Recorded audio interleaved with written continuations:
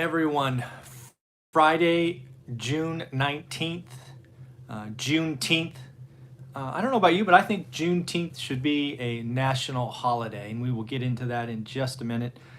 But as we start this daily financial news, I do want to remind you that we're shooting for 100 thumbs up for all of these financial news updates, which happen daily right around 7:30. And the reward for that is we're going to do a live stream at 8 a.m. Pacific tomorrow, Saturday.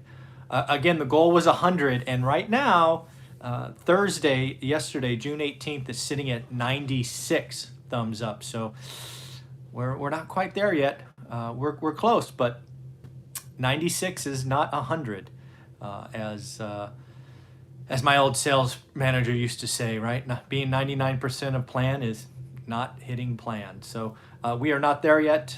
We obviously have one more day today, Friday, to get that 100 thumbs up. So do me a favor. Let's do that today because I'm already preparing for tomorrow. But some of you need to go back to Thursday and hit a thumbs up there as well because 96 is not 100. All right, so on to Juneteenth. I don't know if you know what Juneteenth is. I think it is a failure of my education. I don't know where it should have happened, probably in high school, that I was not aware of this date. It's an important date in the American history, right? July 14th, 1776. I think Juneteenth, should be seen as that important, as it was the first date where all Americans were free. And if you don't know the story, I've done just a little bit of history. Again, I do not know it in any detail. But apparently 155 years ago, Major General Gordon Granger from the Union Army was in Texas. Texas was at the time the farthest southern state where slavery was still there. 2 years after Lincoln's emancipation, and on this date in 1865, there was an announcement in Texas that the slaves were free.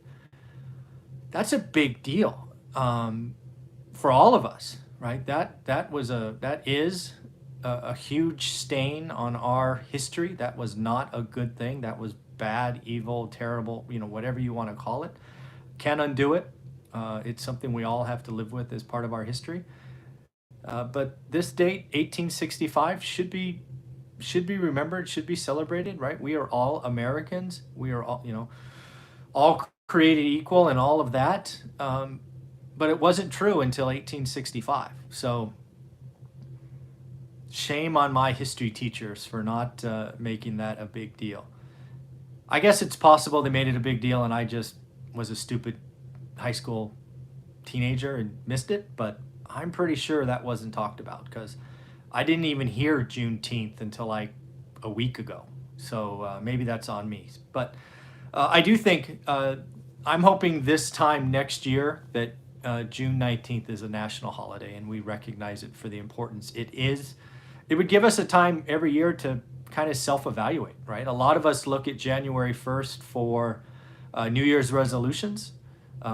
Frankly, June 19th could be that point where businesses and employers and all just ask themselves, are they doing enough? We don't have that date today, right? Today you get platitudes and this, that, and you get some people cutting checks.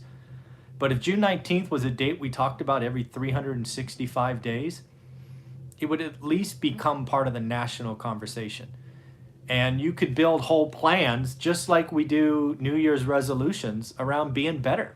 And then we look at ourselves every June 19th and we go, are we better, right? That is something that I think should be done. On to other financial news of the day. God, a lot of stuff today. First off, starts with oil approaching $40 a barrel.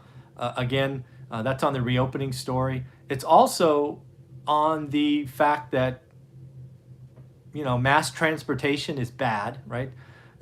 There's very few things that are clear coming out of the crisis in New York, but mass transportation bad. Also now the CDC is saying carpool's bad. So we are very likely to see car sales go up, which we actually have later in the news here. But cars need gas, at least most of them do.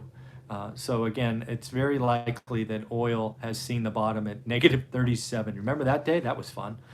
So again, it is the reopening story, right? Has oil going higher. But let's not forget OPEC and the like have reduced output, so there is a supply that can come back. So I don't see oil shooting up anytime soon. But you know, $40 is where lots of oil companies and drillers in the U.S. can make money, right? I think 32 or 34 was the number I read months ago. So that's good because you know that employs a lot of people. I don't know if you're hearing this, but again, I've been calling for some key markets, Bay Area, Southern California, New York, to see exodus and price drops and things of that nature, while most of the country geographically is going to go up because of the supply-demand imbalance.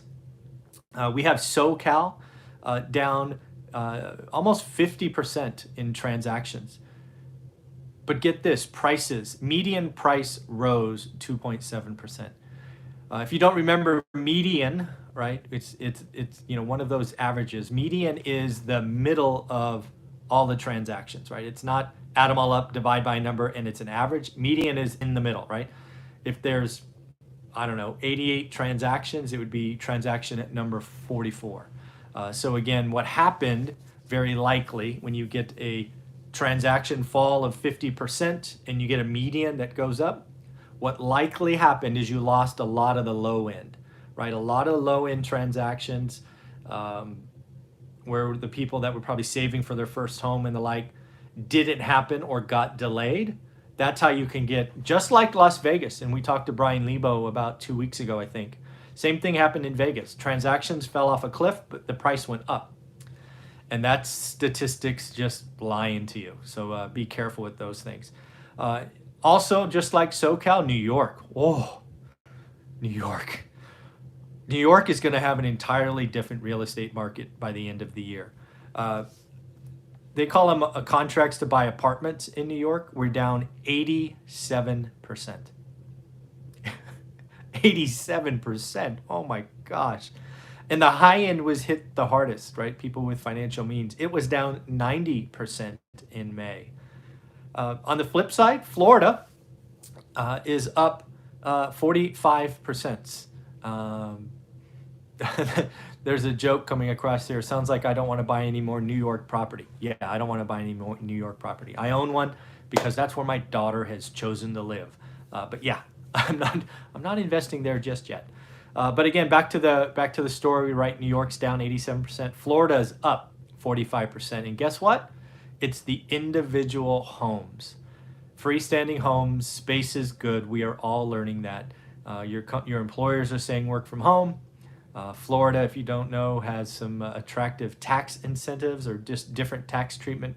So again, states that are, you know, like Nevada and Texas and the like, where there's no state income tax, they are going to see an increase, I believe, going forward because it's just cheaper to live, better quality of life. So that is very interesting. Again, man, New York, Bay Area, LA, not going to be good for the rest of the year. So we will see that. DraftKings, we talked about companies needing to issue or should issue company stock to raise cash. Lots of companies are going to the debt market. I'm still very concerned about the Fed going in and picking individual winners and losers. I think there will be so many unintended consequences that we will not know until they come to be, and they're probably not going to be pleasant. But you know, one thing you can do, like DraftKings, is you can issue common stock. They issued 40 million shares at $40, which, doing that in my head, is wow, $1.6 billion. Wow, you can do a lot of stuff with $1.6 billion, so good for them. Penn National Gaming was in the news today. They said that they've opened 30 of their 41 properties. Again, reopening story, getting in the mix. CarMax, we talked about this earlier. It is interesting. I think car sales and single-family homes are going to be strengths in this market because, again, In public transportation, bad. Carpool, bad. You still need to get around. So CarMax actually beat expectations. Expectations were 2.71 billion. They came in at 3.23 billion. So what is that? Almost a 20% beat, 18% beat. So that is very interesting. Wirecard in the news for the second day. If you don't remember, go back to yesterday's video. Basically, they misplaced or fabricated. It's unclear just yet where $2.1 billion went. EY, I believe, is their auditors. And they're like, dude, you got a problem. Stock fell in half yesterday. And their CEO resigns. God, you would hope so, right? Jeez Christ. And unfortunately, they are at risk of having $2 billion in loans called today. Right, which in Germany, which is where Wirebank is, it's already the end of the day. So I believe if they get those $2 billion in loans called, they will cease to exist heading into next week. They will be in default and no longer exist, which frankly, somebody stole $2.1 billion, or lots of someone. So we'll see what's going on there. Don't see lots of downgrades in the market, and definitely don't see a lot of sell, right? It's always, buy or, whatever, market perform or underweight. But I just saw Goldman Sachs put a sell on Slack, basically because Slack is going head to head with Microsoft Teams. And Goldman's like, that's a battle that lots of software companies over the years have not been able to take on. So I brought it up just because it's interesting. You don't see a lot of sell ratings by Wall Street because they're always afraid that they'll lose some, future money if Slack needs to raise or whatever it is. It's interesting to see the NASDAQ. I believe it's up 12% year to date. Tech stocks, man, woo, doing really good. Glad to see that Hertz terminated their $500 million stock sale. That was not okay. The fact is, I bet they would have sold it all if the SEC didn't stand in and say, you're going to be delisted soon, and what the hell are you doing? So I was glad to see that happen. Did read an article about 30% of Americans missed their housing payment in what is that, May. That's kind of concerning. You got to be very careful what that statement says, because again, it's housing payment, so that's rent and mortgage. When I first read the headline, I thought that was mortgage only. No, it's rent and mortgages combined. It was a very clever way that they headlined that article. But that's not a good thing, right? 13% or 30%, right? 3 in 10 is not good. And that's up from April at 24%. So the problem is real. Lots of people need help. The government forbearance, is trending down. It's down 158,000 from the peak, 57,000 on the week. But that's only a fraction of the market. And it's actually non-government-backed mortgages are actually in more pain at this point. So very interesting stuff. And then we will see if the evictions open up. Right now, I believe evictions in New York can be filed on the 20th, which I think is tomorrow. Yeah, it's tomorrow. Why would they do it on Saturday? I got to look that up. It may not be tomorrow. But it's coming very soon. And they are expecting 50,000 evictions to be filed in New York. If the government doesn't come in and kind of extend that. A lot of that stuff going on. There's a question that just came across about, do I see foreclosures coming? Well, first off, you would see short sales before foreclosures. So let's talk about that first.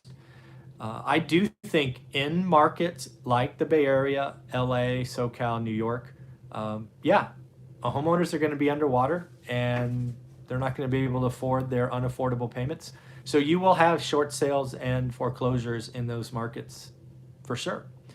But most of you, when you ask me that question, you want to talk nationally. And I think nationally, no. I think the single family home nationally is going to be the asset of choice. We're already seeing, especially if you're below the median, below jumbo loan limits for your market, that those markets are, you know, going to be okay. So like if you're in the suburbs and all of that, your markets likely are going to be okay. You can sell. What are we missing in most markets? Listings.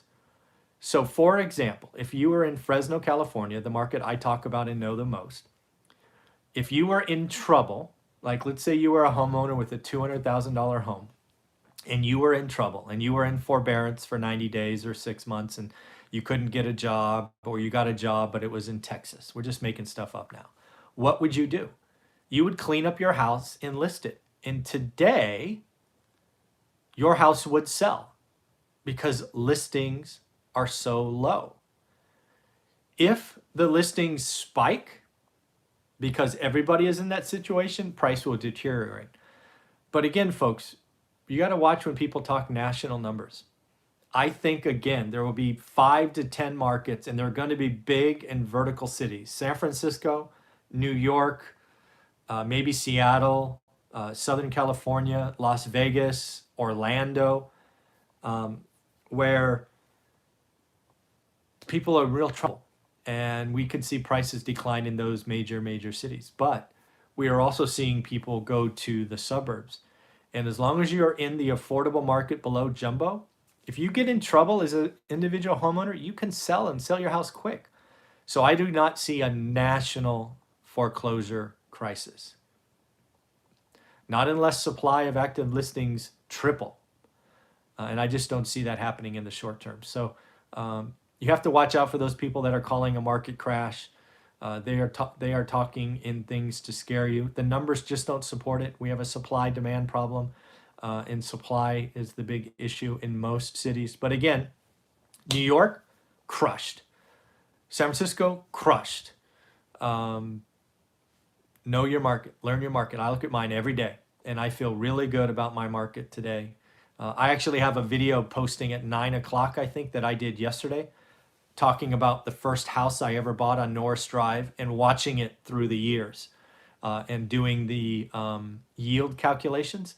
So that should be a video everybody checks out, and it really highlights how learning a market can help you. And I even forecasted out a couple of years. I think I did 2021 and maybe 2025 just to show what could happen. So at the end, that's the day. Remember, June 18th, we are only at 96 thumbs up. That's a problem.